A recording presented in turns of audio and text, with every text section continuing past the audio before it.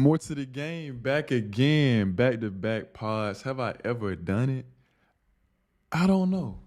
But yes, I'm back with another episode today, and we talking about the games last night. I didn't get a chance to watch the game live because I was asleep. You know, I'm in Europe, time difference, can't do it.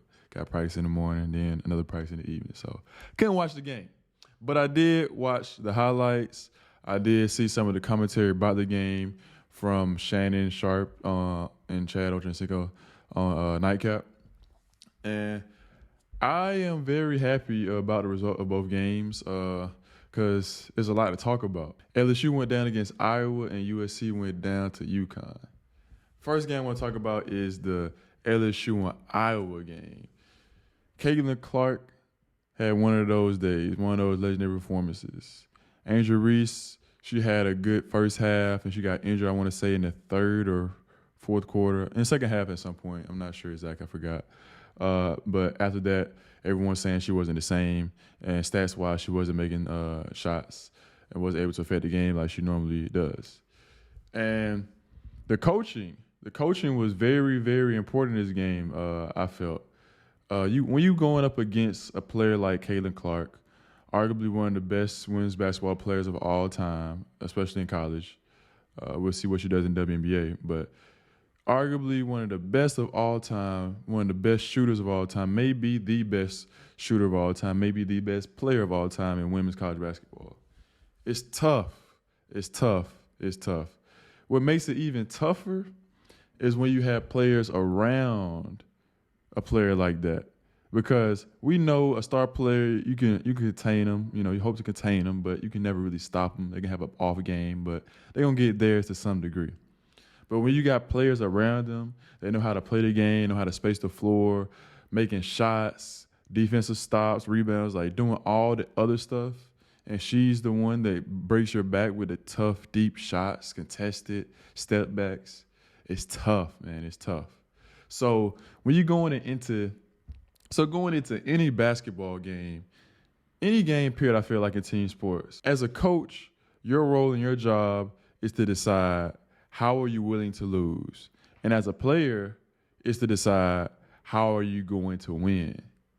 The player in your mind, you think about all the things that you're good at and how you're going to bring that energy to the game, whether it's scoring, defense, rebounding, following the game plan. Like, you're focused on that. As a coach, you got to see the big picture, and you got to see the weaknesses of your team and the strengths of your team versus the weaknesses of the other team and their strengths. And you got to choose, how am I willing to lose? Like, what are we going to take from them and what are we going to give them? And playing Iowa, personally, my philosophy would be anybody but Clark. And I would go as far as trapping, full court pressure, denying her, even a boxing one here or there. I know they got shooters, other good players, but I'm going to lose. I'm going to go out with somebody else beating me besides the one person that always wins the game for them, and that's Clark. So from what I saw from the footage or the highlights, I saw a lot of drop coverage from the big. The big didn't step up on the screens that much. The guard was chasing over. A couple times the guard was going under, which I'm pretty sure that couldn't have been the game plan to go under on her. But when you're playing someone that's a prolific shooter from the outside off the dribble, like a Steph Curry, James Harden, Dame Lillard, those type of guys, like, you have to stay attached to them. You have to be as close as you can to them without fouling, contest every shot, hopefully force them to drive and kick and make other players beat you. So pick and roll defense-wise, I would have more so wanted them to either trap the ball screens or at least hard hedge to try to get it out of her hands. Definitely don't go under. The matchups could have been different. They could have put Flau'jae on her instead of Van Leeth, someone that's a little bit more athletic and stick with her a little bit better. But also you might have to sacrifice offense if she's getting tired chasing around Clark. So, you can play that game of who you want to guard her depending on what style of defense are you playing. You deny and trapping. You might not want someone that you depend on so much offensively like Flau'jae on her. But I definitely would have done that on the pick and rolls. And in terms of one-on-one defense, I would have forced her right. I would have gave her the old James Harden treatment where people were going to take away his step back. They were going to force him left and give him the drive, the pull up that he's not going to take because analytics, he's not taking pull ups in the D'Antoni system. Force that floater, lob pass, whatever. Like I'm not giving up that step back.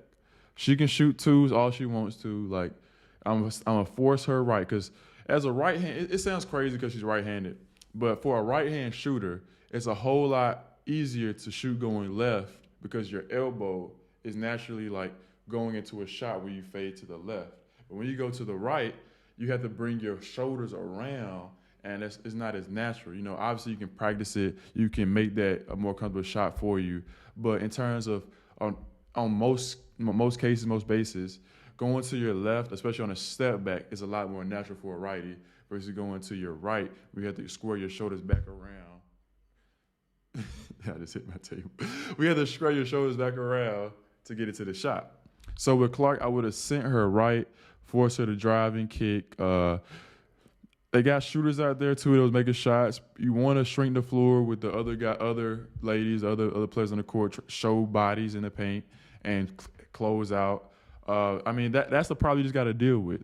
I'd rather deal with the problem of getting in rotation and forcing their shooters to make shots, forcing their bigs to catch and finish contested layups versus having her comfortable and shooting step backs and pull-ups off the screen. Like, off the screen, she's going to see two bodies, and in the one-on-one, she can only go right, no matter where she is on the court, because we know that she want to get to that step back.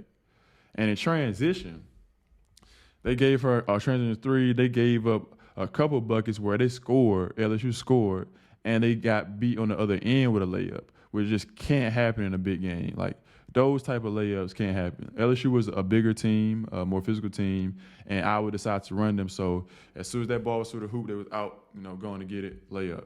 And that was a good strategy by the coach. You got to speed up the game when you don't have the size advantage. Especially when you feel like you can beat the team with threes, you want more possession in the game.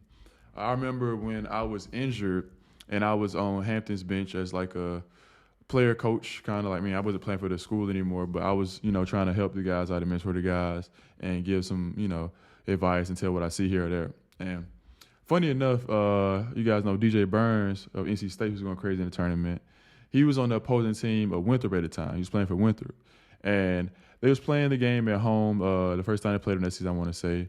And Winthrop at that time, I don't know if they still do, they play really fast. They try to get up a lot of threes. It's just up and down for them, and they were trying to score in the 90s.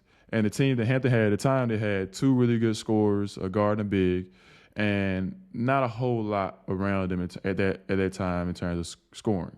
So for them, the best option was to get them out of transition, slow the game down, make it a half-court game where their two scorers could kill them in the half court, and you take possession out of the game so they don't get as many threes up, as many possessions at it.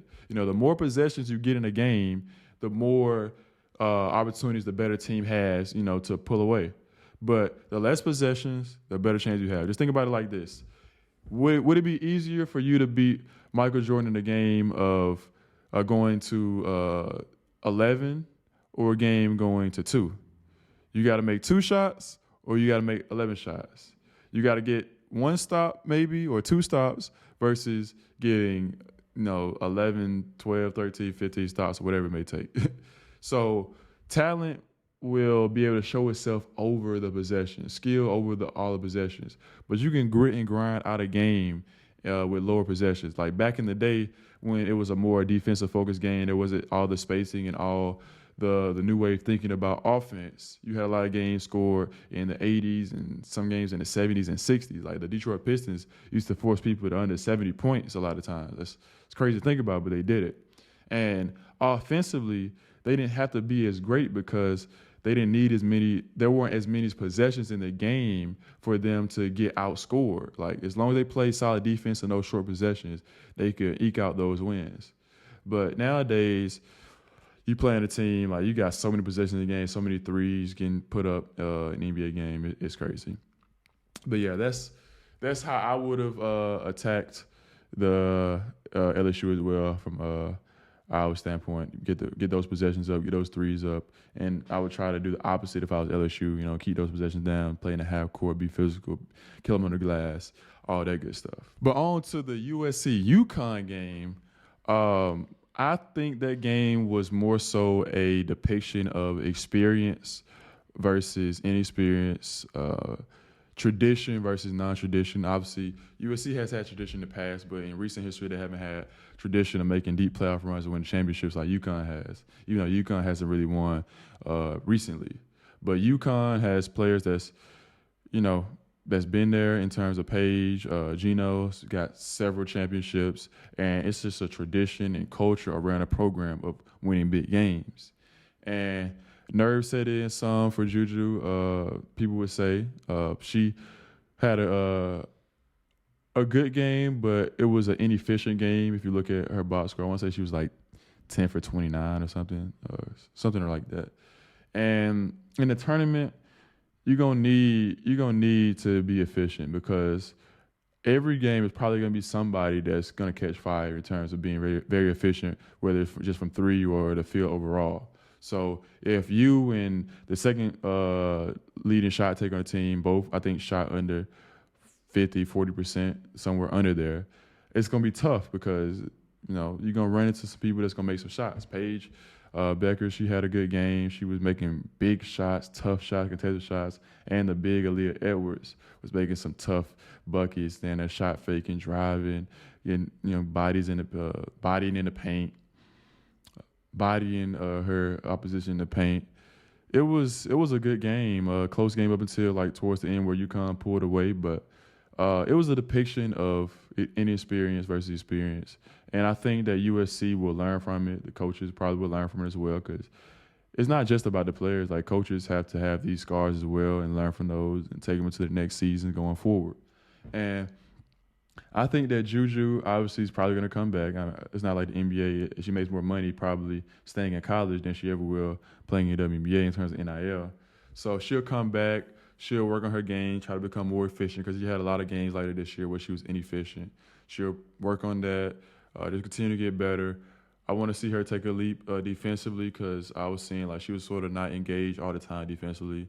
Obviously, when you're a leading scorer like that, you got to take some plays where you rest defensively, especially in today's game when it's a lot of ripping and running. And USC needed to get in transition to play with UConn. Like, they needed to play full court versus just in the half court. UConn was better in the half court. So I want to see her take the step there. UConn, like I said, Paige is coming back. Edwards, I think, is going to the draft. But these teams had a good game as well. It wasn't as much in terms of pageantry, and talked about like the LSU Iowa game, because they had history from the prior season, and they got the big names of Angel Reese and Caitlin Clark. But that was a good game as well. Gino, he's got a big task coming up. Like, I think it's about time for him to get back in that dance and win a championship. It's been a while, but I know Don Staley and Caitlin Clark, they got some things to say about that. They're not just gonna lay down. You got to really work for this one. You got some big comp out there. I don't think UConn's really expected to win the championship, but if he's able to pull it off, that'll be big. It's been a while. He might retire too. You never know. But the women's game, man, I'm enjoying following it, even though I can't stay up to watch these games. I'm enjoying just keeping up with it, seeing the commentary about it, watching the highlights. It's great to see. It brings me back into my childhood when I was following my big sister around, watching her games, whether it was AAU, high school, college. That was the first basketball I fell in love with outside, watching NBA on TV, is women's high school basketball, women's college basketball, seeing my big sister play. So it's good to see the women's game taking off. And it's also good to see most of the game back taking off, because I did a back-to-back pod today. Y'all got to be happy for me. Be proud of me. I ain't never gave y'all back-to-back pods. So I want you guys to show your appreciation by hitting the like button, subscribing, and tell somebody about it. Share it. Don't be selfish. Put it out there in the universe. Put out that good vibe and energy for the pod and share it. And I'll see y'all when I see y'all.